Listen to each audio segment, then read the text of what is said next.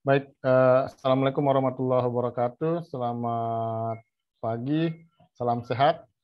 Baik, ketemu lagi dengan Bapak untuk mata kuliah kimia polimer pada pertemuan kedua.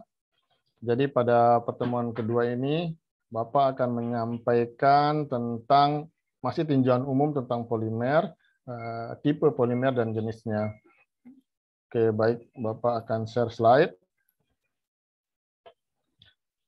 Oke, sudah terlihat. Jadi di pertemuan pertama Bapak sudah menunjukkan contoh-contoh dari polimer dan kita sudah bercerita bahwa polimer itu memang luar biasa, sudah mendominasi seluruh isi dunia. Dunia ini isinya polimer. Jadi ceritanya adalah jadi polimer orang yang pertama kali memperkenalkan istilah tentang polimer adalah Berzelius pada 1833. Kemudian 1839, masih 1800-an ini, 1800-an Indonesia masih dikuasai Belanda. Sintesis polimer berhasil dilakukan, sintesis polistiren. Polistiren itu ada benzena yang rangkap dua di atasnya. Itu namanya polistiren. Stirena atau benzena, kemudian ada rangkap dua di atasnya. Jadi reaksinya itu adalah reaksi adisi. Nanti Bapak akan perkenalkan. 1860 polyethylene glycol, kemudian polyethylene succinate. Kemudian 1900-an sintesis fenol formaldehyde resin, terus berlanjut. Nah, yang cukup revolusioner adalah Carothers mensintesis nilon. New York, London, yang Pak ceritakan dulu. Dan penemunya ini meninggal dunia karena meminum cyanida 2 hari sebelum ulang tahunnya yang ke-41. Jadi cukup tragis memang. Jadi karena tuntutan untuk memperoleh produk terus-menerus, dan akhirnya dia agak sedikit terganggu mentalnya dan bunuh diri sebelum melihat hasilnya. Baru ketika pekerjaannya dilanjutkan oleh teman, baru lihat, ini ternyata ada produknya. Lahirlah nilon. Dan itu memang sering terjadi di dunia ini. Jadi Anda jangan mudah menyerah begitu. Sabarlah dan tunggu, insya Allah semua akan berhasil, semua akan berjalan dengan baik. Jadi hidup di dunia ini memang harus penuh dengan kesabaran. Oke, ini adalah salah satu cerita yang cukup menarik dan pelajaran berharga untuk kita semua bahwa sabar dan tetap tekun mengerjakan, tetap semangat, insya Allah nanti akan ada hasil. Walaupun mungkin kita tidak nikmati untuk diri kita sendiri, tapi paling tidak kita bisa berkontribusi untuk orang lain. Jadi amal jariah lah istilahnya di orang Muslim. Jadi ini adalah contoh dari monomer dan polimer, misalnya etilen, misalnya yang ini. Polimernya adalah polyethylene. Nah, ini kurang ditambahin N. N itu jadinya berapa jumlah repeating unit. Unit yang terulang itu berapa jumlahnya, itu berpengaruh juga. Sangat detail, itu akan berpengaruh pada berat molekul, berpengaruh juga dengan sifat atau properti dari polimer yang dibuat. Nanti di pertemuan ketiga atau keempat kita akan membahas lebih detail tentang berat molekul dari polimer. Nah, contoh lain adalah ini, chloride, ethylene chloride, kemudian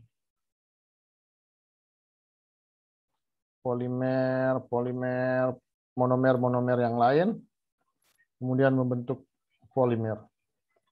Jadi ini kurangnya ada N,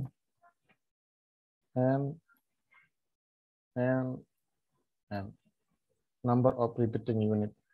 Jadi secara definisi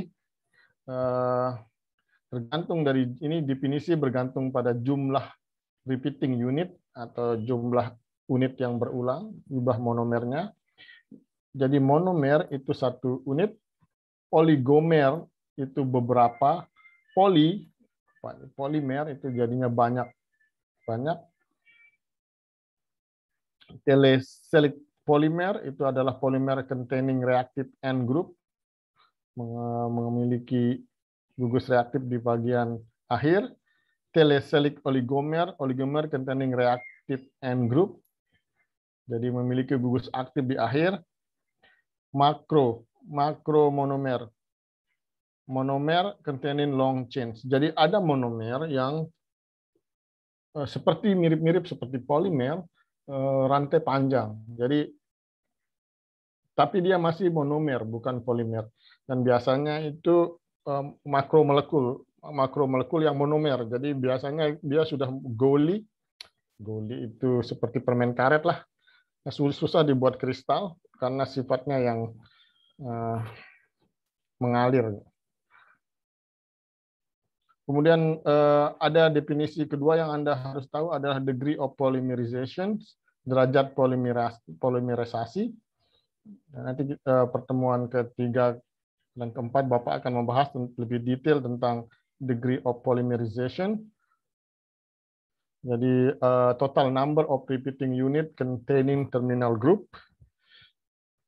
Kemudian contoh polimer, yaitu yang pertama adalah satu jenis monomer. Polimer yang tersusun dari satu jenis monomer disebut homopolimer. Misalnya polistiren, polietena, itu dari etena dengan etena menjadi polietena. Ya, kalau dua jenis itu namanya copolimer. Dua jenis, ingat dua jenis copolimer. Misalnya contohnya nilon tadi. Kemudian trikind, tiga jenis monomer digabung namanya terpolimer. Ya, jadi polimer itu ada tiga. Yang pertama homopolimer, jika monomernya satu jenis. Yang kedua copolimer, jika monomernya dua jenis, seperti nilon dan teman-temannya. Kalau tiga jenis atau lebih itu namanya terpolimer. Tapi kalau lebih dari tiga agak ribet. Nyambungnya di mana, potongan-potongannya menjadi agak kacau. Jadi homopolimer, copolimer, dan terpolimer. Untuk yang tiga jenis monomer. Oke, baik. Kemudian tipe polimer berdasarkan kondisi percabangannya dan juga kondisi monomernya itu homopolimer. Ini maksudnya yang homopolimer tadi itu satu jenis saja, monomernya A. Yang kedua contohnya adalah random copolimer. Jadi acak A, BBA, BAAB misalnya. Ini random copolimer. Random copolimer. Jadi copolimer itu dua jenis monomer, ABAB. ABBA, BA, BBA. Alternating copolimer. Copolimer alternating. Jadi A, B, A, B, A, B, A, B. Yang keempat, itu namanya blok copolimer. Jadi ada dua monomer yang berbeda direaksikan dan membentuk blok copolimer. Misalnya A, terus B, yang namanya blok copolimer. Nah, yang kelima itu contohnya adalah grafting, graft copolimer. A nyambungnya di B, ya. A, B bercabang, maksudnya grafting itu bercabang. Graft copolimer. Nah, jika kita membicara tentang cabang,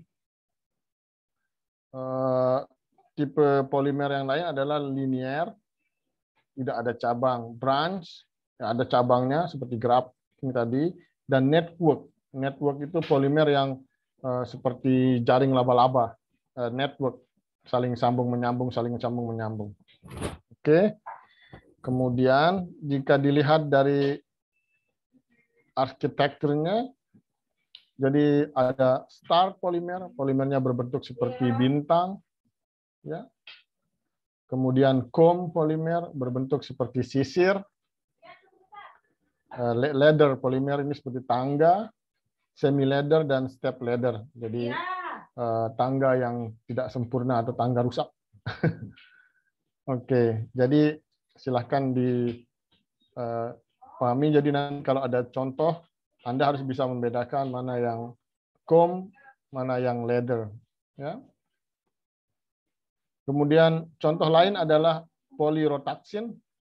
Jadi ini polimer tapi ada rotaksin, ada rotasi yang bisa bergerak muter-muter-muter, dan biasanya digunakan pada smart polimer atau polimer pintar. Nah, jadi perubahan suhu atau perubahan suhu misalnya, atau cahaya switch, ada cahaya hidup, mati cahaya juga berpengaruh pada polimer ini sehingga berputar. Polykaten dan dendrimer. Dendrimer itu biasanya polimer yang sangat besar, terbuat dari monomer yang menggabung dirinya sendiri, self assemble istilahnya, menggabung dirinya sendiri, membentuk rangkaian yang sangat besar. Dan biasanya kalau dendrimer itu digunakan pada obat sebagai drug delivery system dan banyak hal. Ya, jadi smart polymer. Kemudian polimer yang terpengaruh oleh temperatur, jadi ada termoplastik. Contoh termoplastik adalah polimer yang linear dan bercabang. Yang kedua adalah termoset. Ini contohnya adalah network polimer, polimer yang berbentuk jaring. Nah, tugas Anda pada pertemuan kedua ini adalah membedakan apa beda termoplastik dan termoset, dan apa contohnya. Misalnya, apa itu termoplastik, apa contohnya, apa jenis polimernya, apa contohnya. Kemudian termoset seperti apa. Ya, kalau termoplastik, ya, Bapak sampaikan saja, tapi nanti dikerjakan di tugas. Termoplastik biasanya kalau kena panas, dia akan seperti plastik, mengalir, flow. Tapi kalau termoset, kalau di panas atau dibakar, biasanya kalau terlalu panas nanti gosong menjadi abu. Ya, itu beda termoplastik dan termoset. Tapi Anda harus cari lebih detail, lebih dalam, silahkan dipelajari. Kemudian silahkan dikerjakan nanti ya. Ini adalah soal ketiga. Yang pertemuan pertama ada 2.